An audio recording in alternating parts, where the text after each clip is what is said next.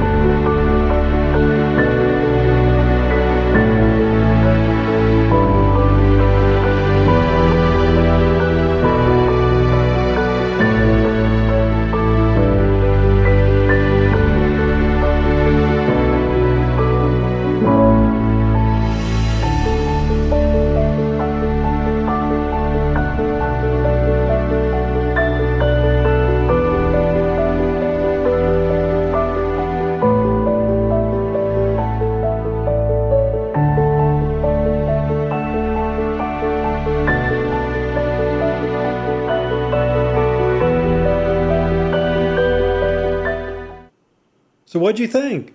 The Colorado plan gives you the smart layout, 4 full bedrooms, 3 bathrooms, and even a game room, all in a location that makes day-to-day life super convenient.